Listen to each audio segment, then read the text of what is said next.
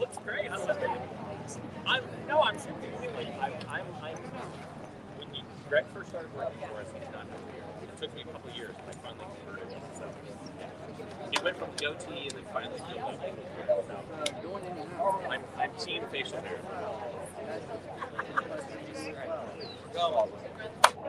Ready to go live? Okay, I'll stream it right now if you run. I mean, no, not yet, because until he's that. But I can start it now. If you want to go, okay.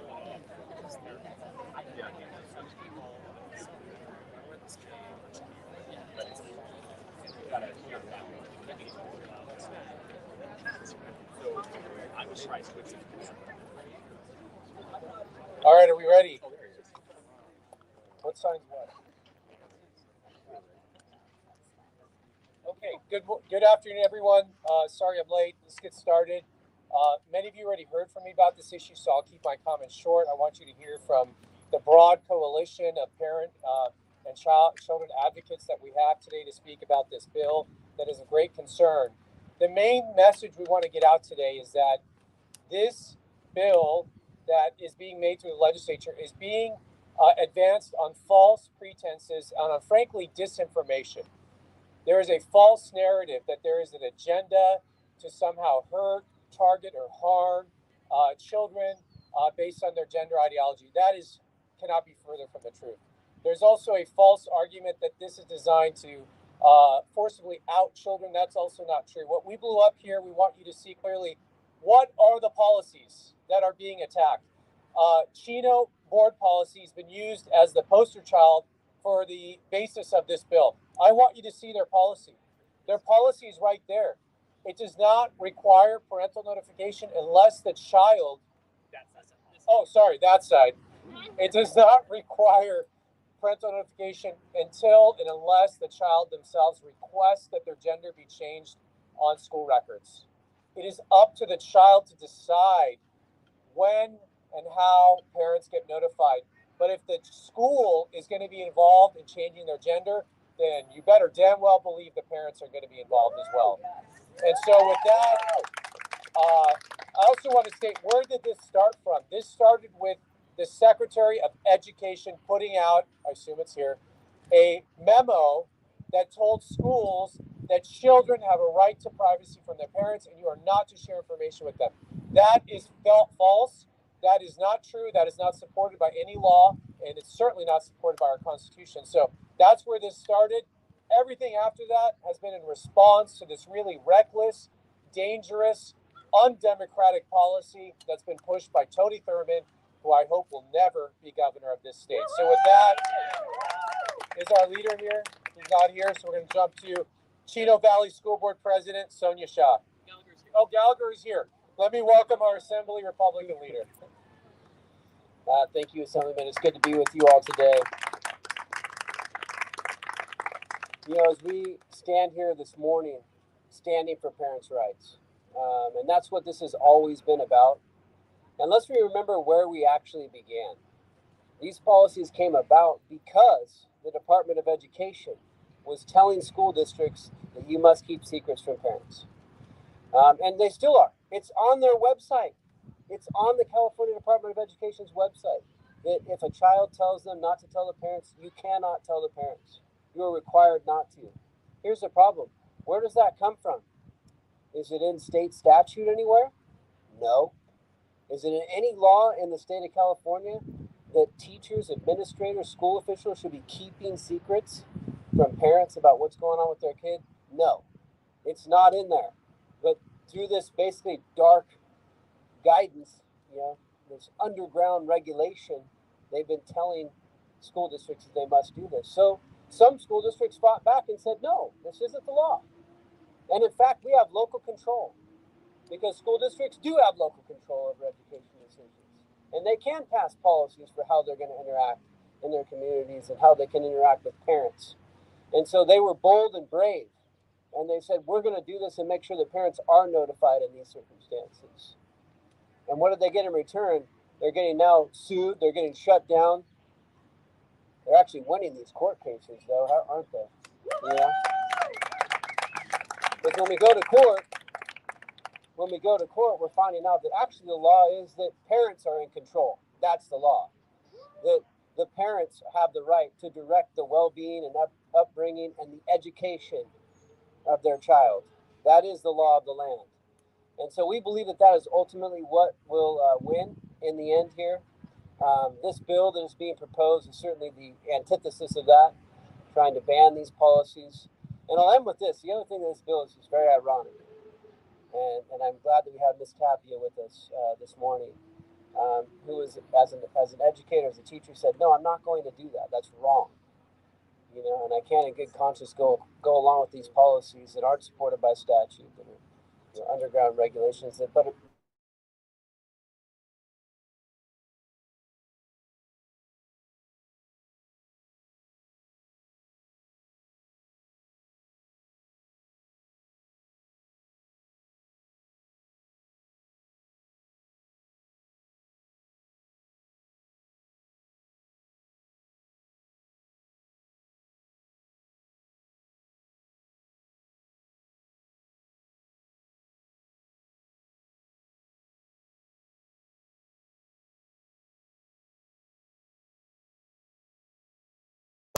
you know, I mean, it's unbelievable.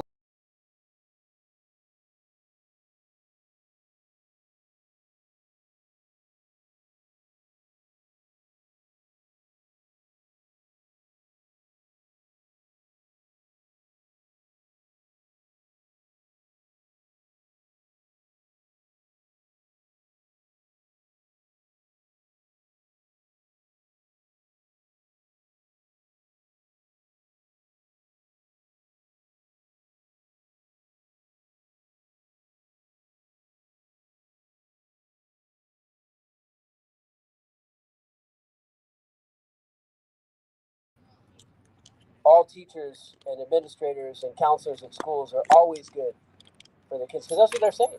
You shouldn't tell parents because maybe some parents, you know, might do something bad to that child or something, right? Well, if somebody's being abusive, they're mandatory reporters and they can mandatory report that, right? But always the default should be parents are in control, parents are informed.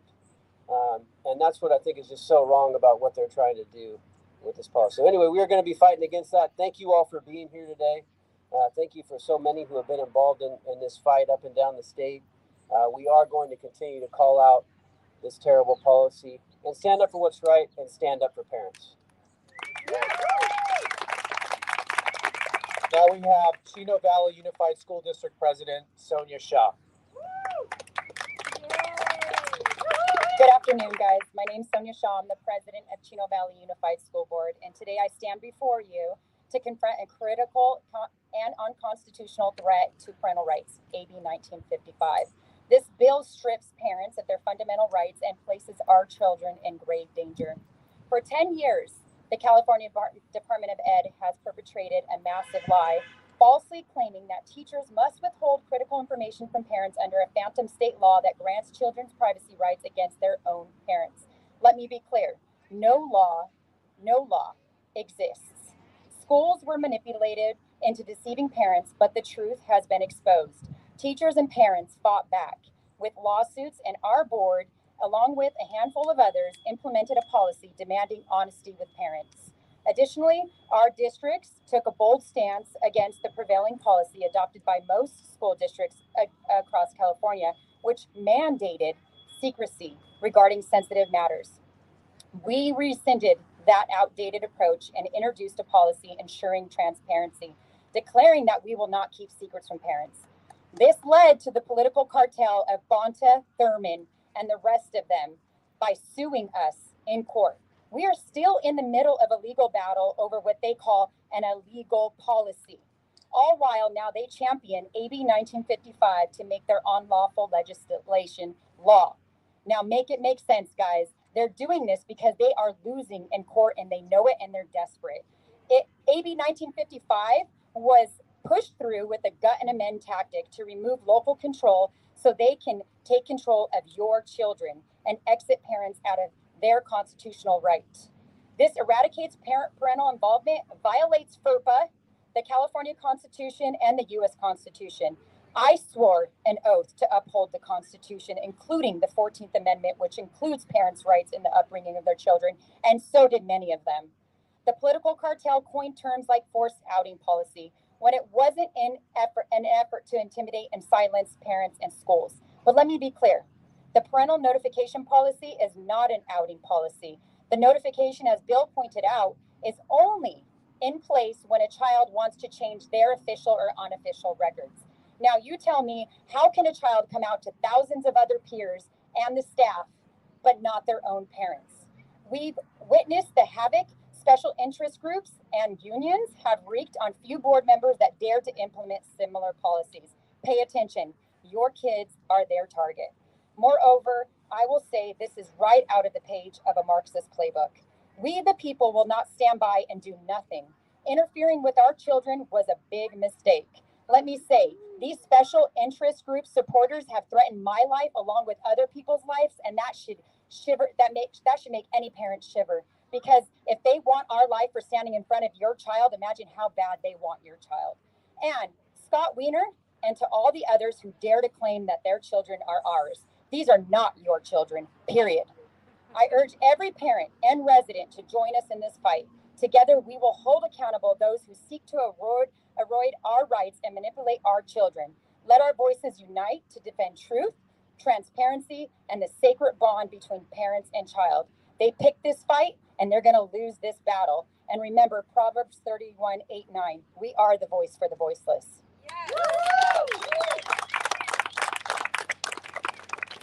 Next, we have former teacher Jessica Tapia. Hello, my name is Jessica Tapia. Early last year, I stood in front of the very high school I was fired from, as Bill Asaley hosted a press conference on AB1955, a bill that was supposed to bring honesty and trust between parents and schools. During that press conference, I shared about how I had just been fired as a teacher for saying that I would not lie to parents or withhold crucial information from them about their child's well-being surrounding any desire to be the opposite gender. I knew I was wrongfully fired because my school district put in writing that they could not accommodate my religious beliefs when I let them know why I would not be able to comply with these various transgender policies. Myself and Advocates for Faith and Freedom filed a lawsuit against my school district, and just last month we settled my case for $360,000, which is 3 times what they owed me since terminating me. So here's the point I want to make. Teachers don't lie. And any teacher who is willing to lie has no business educating children. So how many moral teachers will it take to stand up and say, I will not lie to parents? Get fired for refusing what might soon be a law, sue their school district or the state for that matter, for the powers at play to realize that a policy like AB 1955 is going to cause more harm and no good. It is going to cost districts financially as more teachers rise up like myself. It is going to cause schools to lose the very teachers who parents want teaching their children, because those teachers with morals are quitting in droves right now at the thought of foregoing their personal beliefs and lying to a precious child and his or her parents. The educators with morality in this state will not tolerate being compelled to lie. Our rights do not end at the schoolhouse gate, and our rights are not second class to any policy or law surrounding the special rights of gender-identifying minors. Parents have the God-given and constitutional right to know everything that is going on with their child, and government education will not get in the way of that. Thank you. Now we have Orange County School Board member, Orange County School Board of Education member, Mary Barkey. Thank you. Great to be here today. My concern is that we're teaching children to lie. Since when is it okay to teach children to lie, and of all people to lie to their parents? And furthermore, we're asking teachers to lie to parents. That is never a good thing. Teachers and parents have a very special relationship, and when you ruin that relationship, it doesn't have a good ending. But the biggest concern is that parents need to be in their children's lives. We love our children. Nobody loves children like parents do. We're always there for them. We always will be. And it's proven that when parents are in children's lives, the children thrive. So we need to make sure that we are not asking children to lie to their parents, that we're not asking teachers to lie to parents, because when there are lies, there's never a good ending. So I hope that we will not encourage anyone to lie. Now I want to welcome Pastor Tim Thompson. I'm Tim Thompson. I'm a senior pastor of 412 Church in Temecula Valley, and I want to let you know that approximately 25 million California residents claim the Christian faith. That is almost 7 out of every 10 people that live here in California. For those 25 million citizens, our holy scriptures outline for us the guidelines for how we are to navigate the various issues that life throws at us. When considering those guidelines, Deuteronomy chapter 11, verse 19 tells us that we shall teach these guidelines to our children, speaking with them when you sit in your house, when you walk by the way, when you lie down, and when you rise up. The whole idea with that is all aspects of your life, no matter where you are, no matter what the situation is, we're always, as Christians, supposed to be teaching our children the guidelines that God has instituted. This is America. In America, parents have the right to direct the upbringing of their children. And as Christian Americans, we have an obligation, a religious obligation, to instruct our children in all aspects of their lives, including our children's sexuality, gender, and even their gender roles. What we're hearing from members of our state legislature is that we cannot be trusted with this responsibility. We're hearing that they believe the state knows better how to raise our children than we do, and that children who are not yet old enough to get a tattoo or drink a beer or buy a gun or serve in our armed forces, or in many cities across this state even stay out after 10 o'clock, can make decisions about their health that will affect the rest of their lives without first consulting the very people who are held responsible for their lives, the parents. AB 1955 seems to deliberately limit the Jewish and Christian parents' ability to carry out their religious obligation as it pertains to the context of school environment. And I'm respectfully calling on all members of our state legislature and our governor to say no to this very dangerous bill. Thank you. Now I want to welcome Family Council President Jonathan Keller. Thank you, Assemblyman. My name is Jonathan Keller. I'm the president of California Family Council, and we represent tens of thousands of citizens and families across the Golden State. And I stand before you on behalf of those families in strong opposition to AB 1955. This is a misguided piece of legislation that threatens the fundamental rights of all Californians. It seeks to abolish local parental notification policies, and it is creating a wall of secrecy between schools and families. This could lead to situations where parents are unaware of their child's struggles, such as bullying or mental health issues, until they escalate to a point that may be too late. This bill isn't just a matter of policy, it is an assault on family integrity and trust. Parental rights are not a privilege that the state gives us. They are the cornerstone of our society and vital for the well-being of all of our children. AB 1955 would propose to sever this crucial link between parents and schools, legalizing the withholding of crucial information about a child's mental health and gender identity. This defies both logic and the natural order of family life. Our coalition of parents, educators, faith leaders, we implore the Assembly Education Committee to do the right thing and reject this dangerous bill. We stand for transparency, for trust within families, for the right of parents to be involved in the pivotal decisions affecting their child's life. Consider the wisdom found in Proverbs 22:6. Train up a child in the way he or she should go. Even when they are old, they will not depart from it. This sacred duty falls to parents who cannot fulfill their role if they are kept in the dark about their own child's struggles and experiences. AB 1955 would set a dangerous precedent and undermine the very fabric of family unity. It assumes that schools, not parents, know what's best for children. This is a grave miscalculation that could have lasting detrimental effects on family dynamics and children's overall well-being. So once again, I urge all of our legislators to contemplate the far-reaching consequences of this rushed and unnecessary legislation. Let's not drive a wedge between parents and children. Instead, let's champion policies that fortify family bonds and uphold parental rights. For the sake of our children and the future of our great state, I call upon you to reject AB 1955. Okay, now last but certainly not least, Erin Friday with Our Duty.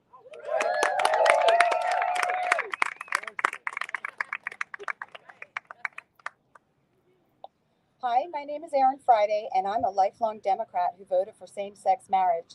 AB 1955 is a double secret bill. Secret one is that parents will not be consulted before other adults who are in the child's life for a matter of a few hours a week, over less than a year, and yes, those adults who disappear as the child advances in age, those adults who do not know the comorbid mental health issues of the child, they will decide for the parents whether socially transitioning is the best interest of their child. Secret two is that parents will be adjudicated abusive without even knowing that they've been accused, guilty until proven innocent, because the nefarious authors of AB 1955 and Assemblyman Al Martucci believe that all parents are abusive and cannot be trusted with knowing that their child is suffering from an acute distress with their natural body, which is gender dysphoria, a mental health issue that is contained in the Diagnostic to Statistical Manual of Mental Illness. After I disenrolled my daughter from her grooming school that called her a boy, those teachers said that my daughter needed a safe space to be her authentic self. After I pulled her from the school, they never called her. They never checked to see how she was doing. They damaged my daughter and then disappeared, leaving me to undo the severe psychological damage that they perpetrated on my depressed daughter. It's ironic, isn't it, that when the Democrats are mandating more and more forced transgender education on our children, medical providers, and employers, that they always use the threat of suicide. First, it was 41% of all trans-identified kids contemplate suicide. Then it was 78% last year. Now it's 87%. I dare those voting for this bill to explain just how keeping suicidality of a child from the parents makes that child safe. Ask them, press, ask them how hiding a child's heightened suicide risk makes a child safe. Thank you so much. Okay, the hearing on this bill is starting in 5 minutes, so we're going to head over there now. Thank you all so much for being here. Thank you.